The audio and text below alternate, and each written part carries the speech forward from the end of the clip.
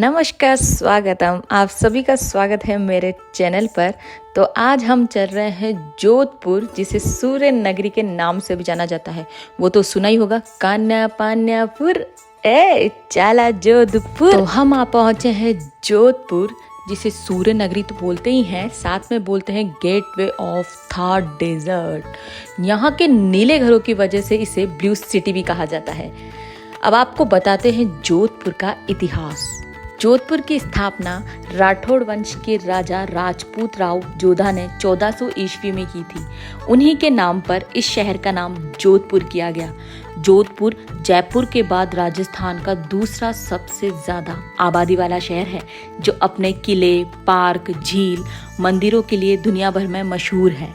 तो चलिए जानते हैं जोधपुर को और करीब से कि जोधपुर अपनी बिल्डिंग्स के लिए काफ़ी फेमस है, क्योंकि यहाँ के जो घर हैं ब्लू रंग से पेंट किए गए हैं, इसीलिए इसे ब्लू सिटी के नाम से भी जानते हैं। राव जोधा जी ने जब मेहरानगढ़ का निर्माण किया था, तब उस समय ब्राह्मण कास्ट के जो लोग थे, उन्होंने इस किले के आसपास ही अपने घर बना लिए थे, जो सभी ब्लू रंग से पेंट हैं, जो एक तरह से ब्राह्मण जाति के घरों की पहचान चिन्ह है। जैसा कि मैंने अभी बताया कि यहाँ पे सभी घरों को ब्लू रंग से पेंट किया गया था, क्योंकि ब्लू कलर सन रेज को काफ़ी रिफ्लेक्ट करता है, जिसके कारण झुलसा देने वाली गर्मी में भी यह अंदर से काफ़ी ठंडक रहता है। तो आइए अब हम चलते हैं जोधपुर के खूबसूरत से मेहरानगढ़ दुर्ग में, जो कि मैंने सुना है बहुत बहुत ज़्यादा सुंदर है। तो आइए अब हम चलते हैं अंदर। अंदर जाने से पहले यहाँ एक गणेश जी का मंदिर आता है। किसी भी शुभ काम को करने से पहले गणेश जी का नाम लिया जाता है। जय श्री गणेशाय।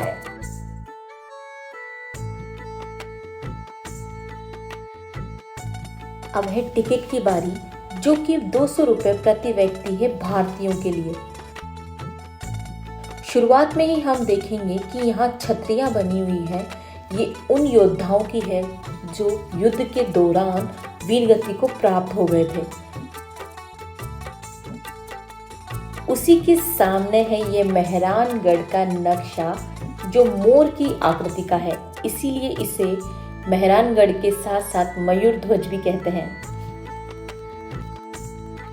थोड़ा आगे जब हम चलते हैं तो हमें एक दरगाह दिखाई देती है, जो है शहीद भूरे खां की दरगाह। शहीद भूरे खां भी सैन्य टुकड़ी के एक अफसर थे, जिन्होंने वीरता से लड़कर अपने प्राण न्यौछावर कर दिए थे। इस वीर को यहाँ दफनाया गया। उन्हीं की यहाँ एक दरगाह है। इसी के पास थोड़ा सा जब हम चलते हैं तो यहाँ दाईं तरफ एक कैफेट एरिया है, जहाँ आप आराम से बैठकर कुछ खा सकते हैं और यहाँ का मजा ले सकते हैं। कैफेट एरिया से आगे ही अब आता है प्रवेश द्वार, जिसे लखन पॉल कहते हैं।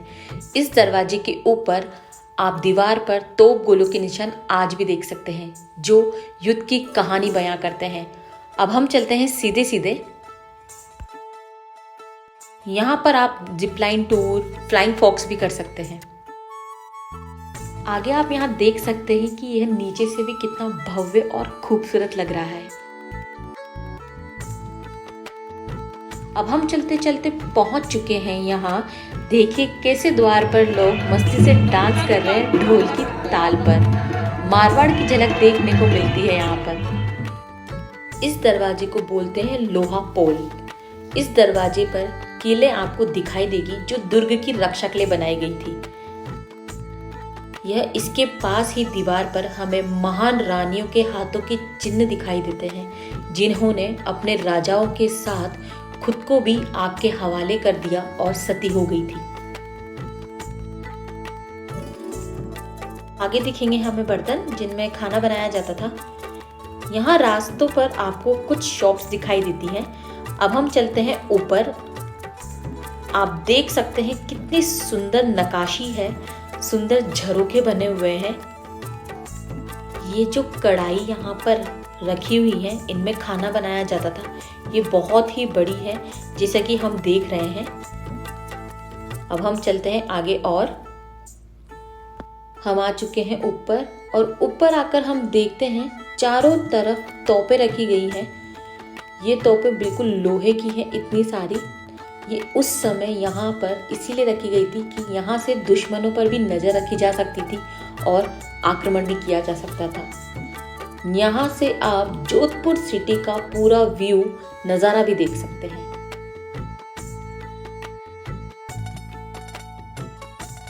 हम चलते हैं अब नीचे की तरफ, जहाँ है चामुंडा माता का प्राचीन मंदिर, जिन्हें यहाँ की कुल देवी भी कहा जाता है और कुल देवी के रूप में पूजा जाता है।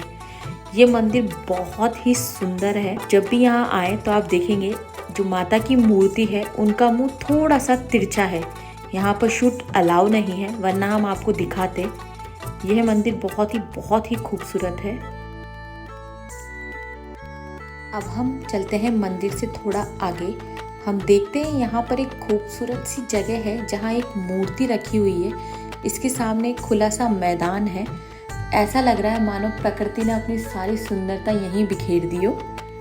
कहते हैं इसी मैदान पर पहले भी सांड की बलि दी जाती थी और आज भी वो बलि दी जाती है। तो अब हम चलते हैं महल के अंदर और आप इसकी खूबसूरती देख सकते हैं। इसके जो झरोखे हैं और इसकी जो खिड़कियां हैं उनमें कितनी बारीकी से नक्काशी की गई है, जो इतनी आकर्षक और सुंदर लग रही है। इस प्रांगण में आपको एक राजगद्दी जैसी कुर्सी दिखाई दे रही है। यहाँ पर जो भावी राजा होते थे उनका पूरे रीति रिवाज से राज तिलक करके उन्हें राजा घोषित किया जाता था। इसे बोलते हैं श्रृंगार चौक। यह तीनों तरफ से सुंदर लाल पत्थरों से नक्काशी युक्त झरोखों वाले महलों से घिरा है। ये जो झरोखे हैं, यहाँ से रानियां श्रृंगार चौकी पर होने वाले राजा के राज तिलक समारोहों को यहाँ से देखा करती थी। अब हम बढ़ते हैं थोड़ा आगे। आप देख सकते हैं चारों तरफ से कितना सुंदर लग रहा है, मानो मन कर रहा है बस यहीं रह जाए। तो चलो अब हम आगे चलते हैं। अंदर हम चल रहे हैं दरबार में, जहाँ मारवाड़ की खूबसूरत चित्रशैली आपको देखने को मिलेगी।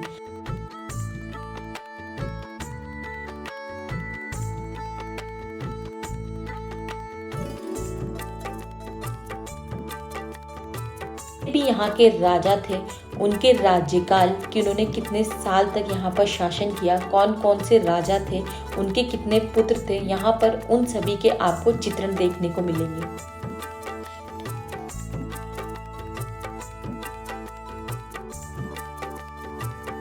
वर्तमान में जो राजा हैं गज सिंह जी, जिन्हें लोग प्यार से बाप जी भी कहते हैं, उनके फोटोज भी आपको यहाँ मिल जाएंगे। आगे बढ़ते हुए अब हम चलते हैं अंदर और आप देख सकते हैं कि इसकी आकृति कितनी सुंदर है। उस समय में भी इतना सुंदर निर्माण किया गया था। इन सीढ़ियों से हम चलते हैं ऊपर की तरफ। यहाँ आपको जो राजा थे उनकी वेशभूषाएं और पोशाकें देखने को मिलेंगी। आप देख सकते हैं चारों तरफ पोशाकें और वेशभूषाएं लगी हुई हैं।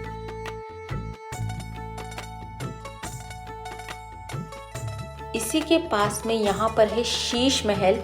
आप देख सकते हैं ये पूरा कांच से बना हुआ है।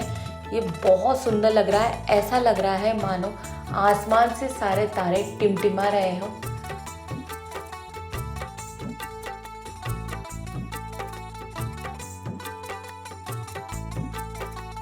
अब हम चलते हैं और ऊपर। हम सब हैं अब फूल महल में।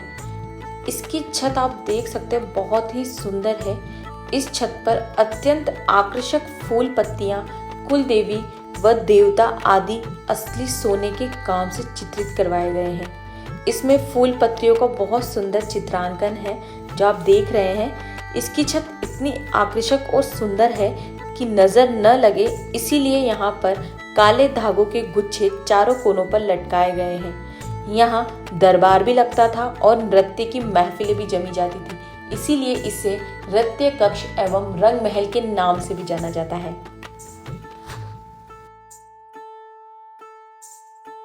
यहाँ की खिड़कियों से आप नीचे के मेहरानगढ़ का पूरा नज़ारा देख सकते हैं।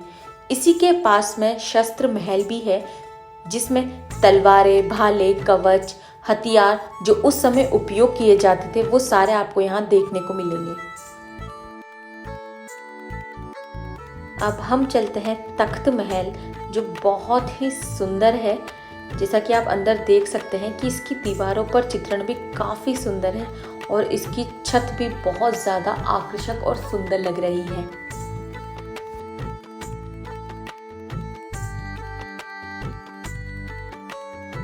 अब हम चलते हैं झांकी महल, जहाँ पर सुंदर सुंदर झांकियाँ रखी गई है अलग अलग। देखिए कितनी सुंदर झांकियाँ हैं।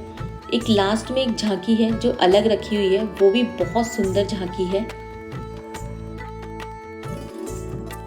तो आपको लेके चलते हैं एक और अच्छी जगह पे।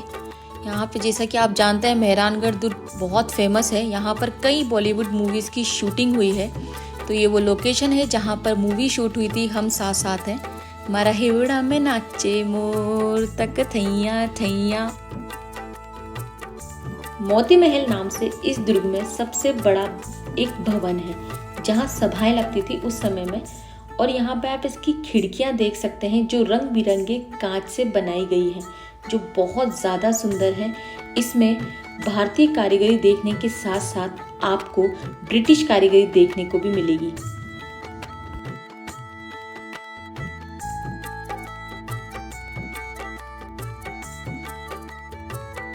तो अब हम पहुंच चुके हैं जनानी डोली, जहां पर राजशाही परिवार की राजकुमार या रानियां महिलाएं रहा करती थी, जिसमें राजशाही परिवार के अलावा किसी भी पुरुष का आना वर्जित था। हम देखेंगे कि यहाँ पर थोड़ा आगे चलकर एक श्री कृष्ण जी का मंदिर भी है।